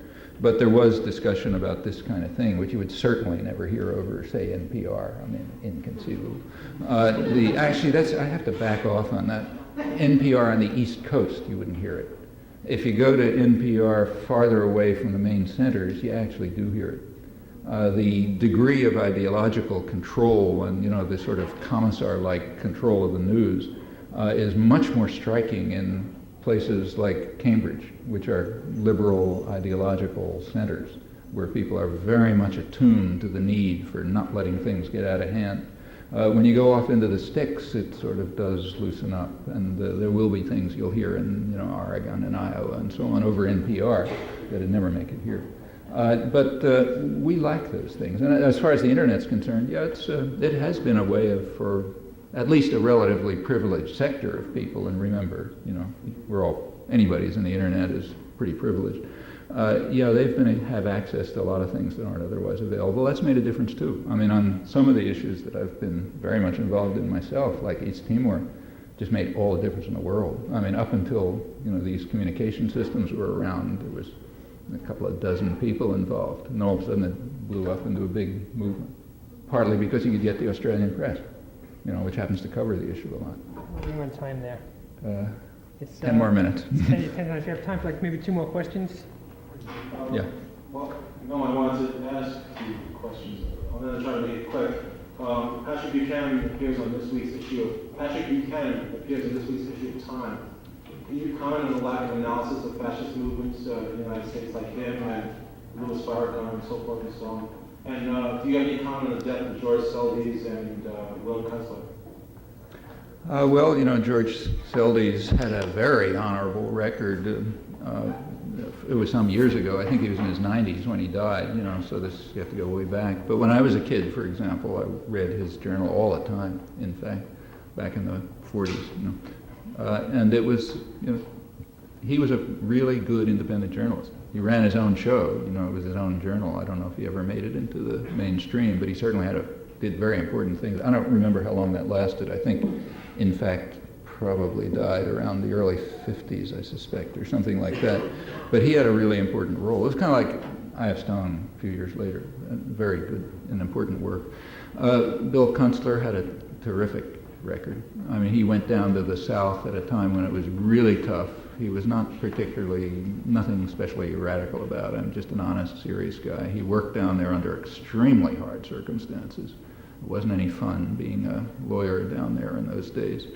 He did terrific work, and then he, you can criticize this or that or whatever, but I think he, the whole record, when you look at it, is extremely admirable. As to the coverage of right-wing and maybe neo-fascist movements, I don't think it's been terribly good, frankly. I mean, but it's hard I really can't make a brief comment. I mean, there have been things that have been good. And there's been some attention to it. My own opinion is that the real lack in the analysis of these things is not being willing to look at why they're developing. So, like, say, take the militia movement. So after the Oklahoma City bombing, a lot of attention to the militia movement. But why? How come they don't have a militia movement in, Sweden or something? Why do we have it here? Well, does it have anything to do with what's been going on here for the last 20 years? What's going on is pretty striking. There's been a spectacular redistribution of wealth. There's enormous, the country's just awash in capital. Profits are going through the roof, but it's very narrowly concentrated. Meanwhile, you take people like, say, Timothy McVeigh, who's supposed to have done the bombing. I don't know anything about him, but if you look at that sector of the population that he comes from, they've taken quite a beating over the past 20 years. Not by any laws of nature, it's not some laws of capitalism or anything. This is conscious social policy directed to rolling back the whole system of social support and solidarity and so on, whatever developed over the past years. And it's been a very concentrated campaign, and it's had a lot of effect. People of, say, Timothy McVeigh's background, like, say, white male high school graduates, that kind of category, have probably lost 20% of their income in the last 15 years as a result of very deliberate social policy. Those same policies that are putting plenty of money into the pockets of the super rich. Well, you know, they don't see what's going on. There's the corporate offensive, which has been incredible. The propaganda offensive is a big story in itself. I don't have time to talk about it, but things are beginning to come out about it, even a few academic studies. It's been astonishing over the past 50 years, picking up in the past 20 years. And one of its goals is to demonize government. They want people to hate government. Now, it's not because they don't, remember, they are the tools and tyrants of government, and they intend that to continue. So they want the government to continue pouring money into their pockets. So they've got to have a big, powerful government. On the other hand, it's a very good idea to get people to hate government. Why? Well, you know, there's plenty of things that the government does that are pretty awful and that you'd like to hate. But that's not why they want you to hate government. They want you to hate government for two reasons. One is because government is, because, as do we put it, government is the shadow cast by business over society, and it's better to have people look at the shadow, not the substance. So don't hate the Fortune 500, you know, hate government. Hate the tool, not the tyrant. You know, the other reason is that government has a flaw. It's potentially democratic. You know, potentially it can be influenced by people, and we even know how to do it. And it does work. So there are ways for people to participate in some fashion in affecting and influencing governmental decisions, and that's a serious flaw. If power shifts over into the hands of private tyrannies, which are totally unaccountable and are basically totalitarian institutions, it's perfect. Then there's no way for the public to do a thing. Like we can't decide, make any decisions about GE policy, let's say. And we can't organize to do anything about it except, you know, very indirectly. Like even in a totalitarian state, you can influence policies by disruption and, you know, all sorts of things. But there's no mechanism for doing it. These are tyrannical organizations, and that's long been understood, in fact. In fact, even their roots come out of the same background as Bolshevism and fascism, if you look at it. And if power can be shifted over into their hands, we're home free. You know, then there is no threat of democracy. That's a large part, I think the main part of the purpose of getting what's called, you know, devolution, moving power from the federal government down to state governments. I mean, the federal government is basically the shadow of big business, but state governments are even the shadow of middle-sized business. They're very easily manipulated by private power, a lot more than the federal government. So therefore, if you can get you can get block grants down to the states, you know, they're going to be so controlled by local business interests that that money is going to end up in the pockets of rich people. I mean, it more or less does anyhow, but it'll go far more in this case. So yeah, all of these are, anyhow, coming back to Timothy, the right-wing movements, yeah, they end up with a move of what's called anti-politics. Because if your life is collapsing and you don't understand what's going on and you just can't see the source of power because it's sort of, you don't read Fortune magazine, and you got drummed into your head over and over, actually for 50 years, this, you know, hate labor, hate the government, hate welfare mothers, and so on and so forth, what's called anti-politics, then you take it out on somebody. And you take it out on immigrants or, you know, black mothers or government offices. That's the only thing you see around that you can blame anything on. So I think, so what's missing in the analysis of the right-wing movements, I think, is the source of it. You know, it's not coming out of nowhere. It's not because people are crazy. You know, it's a very devastated society. It's full of cults. You know, fanaticism. People are isolated from one another. They can't figure out rational, constructive ways to respond to what's going on, and the end result can be pretty ugly. People like Pat Buchanan are exploiting that to the limits, but they're exploiting something that's real, and that's what ought to be discussed, not what he's saying. Thank you. Last question. Yeah. I'd like to explore a minute here the dynamics of the corporate control that you're talking about, because the corporations, there's not a monolith. There are corporations vying against each other. If I can get two examples just to clarify my point. I went to a talk over here by Professor Ted Popple, I believe. I think his name was Popple. He's a mechanical engineer. He used to work at the Pentagon. He did a study on the Patriot missiles. Oh, Postal, yeah. Postal, I'm Yeah, sorry. yeah, he's from here. And in his study, he determined that, in fact, contrary to the administration and military claims, certain segments of the military claims, that not a single Patriot missile worked. In fact, not only did it work, it couldn't have worked. And in fact, not only it couldn't have worked, they knew it couldn't have worked. See, I don't quite agree with him. Yeah. However, what he mentioned is that he saw certain segments of the Army saying where, in fact, they were outraged that he would do this, the people like Raytheon, but there were other segments who were equally outraged they would waste money on this. Not waste money, not put it into their pocket. Exactly. Yeah, okay. No, that's what I mean. No, that's what I mean. That's what I mean. Yeah. The dynamics of it. So that's the one, and then why did the one side win and not the other? The second example was this case of the FCC has two rules. One of them, you can't be a felon and have a license, and the other one, you can't be foreign and have a license. But GE has a license, they own NBC, and they're felons because they ripped off the government. And I think Fox is owned by Murdoch, who's Australian, and he has a license. But he has an American citizen now. Oh, does it? He bought a citizenship, Okay, well, that's yeah. changed. But there was a thing in the paper you see buried in page 20. Yeah. Now, I was wondering if there was something more than honor among thieves, because there certainly is competition between the corporate sectors, and why does it seem that there's only really one voice that comes out at the end? Well, first, there's some degree of competition. It's pretty restricted. Corporations were developed back in the early, late 19th century, early 20th century. There was a lot of reasons, but one major reason was to cut down the risk of exposing yourself in the market.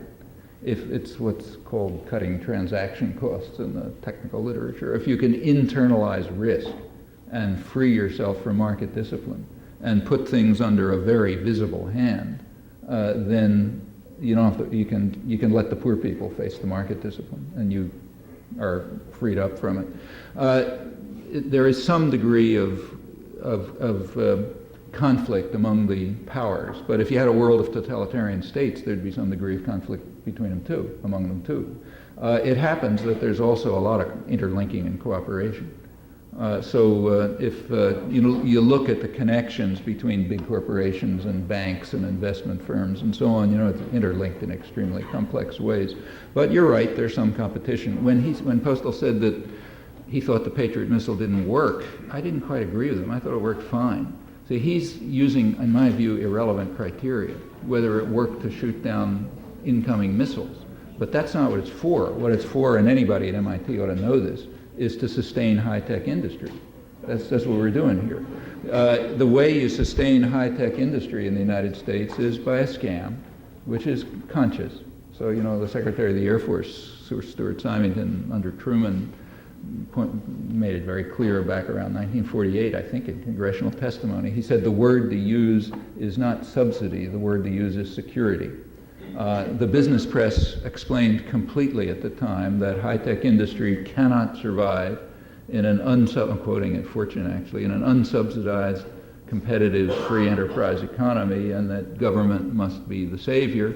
And the best way of doing it, they quickly hit upon, was through the military for a number of reasons, one of which being you can fool the public into paying for it by scaring them. It's one of the reasons we're such a frightened society.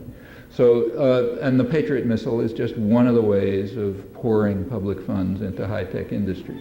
It doesn't make a slight bit of difference whether it works or not. Yeah, but it's not intended to work. There was another company. Yeah, maybe somebody other. Sure, because there are other companies that would have preferred that it go into their pockets. Sure. And if you take a look at, say, the aircraft industry, which is called a private industry, which is just a joke, But if you look at Boeing and McDonnell Douglas and, the other industries which in fact are publicly subsidized, though they make private profit, sure, they're always competing with one another. In fact, what they're usually competing for is to get the government to work for them rather than their rival. There's a degree of competition, and in fact there's a degree of global competition, but even that's misleading. The interlinks globally are quite tight. And you don't have to take my word for it. The OECD, which is the outfit of the rich countries, they had a study just a couple of years ago in which they pointed out that in the contemporary international economy, what sort of drives things forward is oligopolistic relationships, big, huge, monstrous quasi-monopolies, which are interlinked with one another and are involved in strategic interactions with state governments.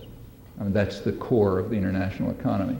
And yes, there's some competition there, like, sometimes IBM will try to get something from Microsoft and so on. And then the question, well, why does it all come out with the same voice? Well, it doesn't always come out with the same voice. But on issues where they have common interest, it's going to come out with the same voice. Actually, there's some very good, there's not time to talk about it now, but there's some very good work on American politics done by a really good political scientist, Tom Ferguson, who used to be here and is now over at UMass Boston. Years ago, he developed what he called the investment theory of politics, in which he tried to show that a good part, not everything, but a good part of American political history, actually going back to the early 19th century, can be accounted for simply by looking at things like who's paying off the candidates, campaign contribution. And what it turns out is you get big blocks of investors who sort of get together and invest to control the state, and that's called an election. And if the blocks of investors happen to have different interests, as they sometimes do, like some of them might be more capital intensive and others more labor intensive and stuff like that, well, then you get disputes in the political system between the big blocks of investors. In periods when there really aren't any big issues, it's called a period, like a historic compromise. There's no issues for years and years. Sometimes the issues are fairly substantial, like during the New Deal. There was a lot of popular input to the New Deal, big popular input, but there's also corporate conflicts. In fact, not unlike ones that are coming up now, in fact. So like big high-tech industry, capital-intensive, high-tech, internationally oriented industry was pretty supportive of the New Deal. In fact, GE was one of the, was initiating a good deal of the measures. It was okay with them. I mean, they wanted the labor force controlled. So they didn't want disruption. They wanted a controlled labor force which wouldn't disrupt their capital investment. So, pay them a little more money, not a big deal. On the other hand, groups like, say, the groups that are around the U.S. Chamber of Commerce, or the National Association of Manufacturers, which tend to be, lower tech, higher labor, more domestically oriented and so on, they were viciously opposed to the New Deal. And in fact, if you look at the lobbying positions of groups like, say, the NAM and the U.S. Chamber of Commerce, which represent what's called here small business, doesn't mean small, but, this kind of business, you compare their positions with those of, say, the Business Roundtable or the Business Council, which represents usually, the really big guys. There you find conflicts. In fact, you find them right now. Take a look at the debates over getting rid of the Commerce Department. Well, the lower level guys who don't care too much about, they sell things in Kansas and Iowa and they don't really care much about international markets. They'd like to see it go. On the other hand, the big guys want it to stay because they know perfectly well it's a big business funding program with export promotion and so on and so forth. So those conflicts are sitting right there in Washington, and they're historic differences, and you get conflicts in the press reflecting it. I mean, that's not the whole story. There are plenty of other things, but this is a pretty substantial part of it. So your point is right. There's some degree of competition and a lot of interaction, and there's a lot of common interests. So like on the stuff that I was talking about today, it's basically common interests. Although not totally. Like take, say, the oil companies. Oil companies are pretty influential in U.S. policy, the energy corporations, especially on the Middle East. And it's kind of interesting that on this issue, they've lost out. So they have been in favor of something like the international consensus. But they lost out in the internal debate. And that's pretty striking. It doesn't usually happen. And if you really look closely, not this kind of broad brush picture, but you really look closely, you find conflicts and sometimes even surprising things. So is it that they're saying, okay, I don't like it, what's happening right now for my own interest? Well, in the end, if we allow this process. Look, if you're an oil executive, and you have to travel down to the Arab world, and people are throwing stones at you, and they hate you, and so on, it's not very pleasant. You'd like them to like you. You don't have so much problems. And the big oil energy corporations, they've been smart enough to understand that if the U.S. had joined the international consensus on these issues, there probably would have been a diplomatic settlement a long time ago. And it's true, the U.S. would have lost this strategic asset and military force. On the other hand, their lives would have been easier. So for them, that was okay. And in fact, this was a big issue in the United States. I mean, I mentioned 1971, but take a look at what happened. The Secretary of State, William Rogers, came from, kind of like oil corporation investment firm backgrounds. Henry Kissinger represented other interests, and there was a conflict.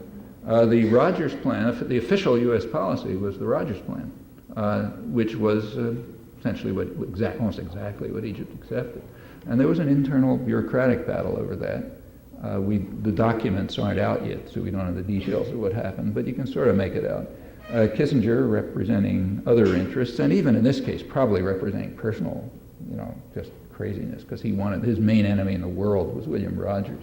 He wanted to take over the State Department. The Russians were sort of way down low beyond them. But for a lot of reasons, including some personal things, but also just real conceptions of how to run the world, which differed, and based on, like military industry, I think. It's called defense industry, but it's a lot of high-tech industry, pretty much supported the Kissinger position, I think. And certainly people like Henry Jackson and his center from Boeing, he used to be called. He certainly advocated those positions strongly and openly. And you had a conflict, and in that struggle, Kissinger won out. I think there were all kind of other reasons having to do with cultural factors in the United States and where American intellectuals were and so on. It wasn't simple. But it was by no means a sure thing. Could have gone the other way. So on some issues, there are conflicts within a pretty narrow range.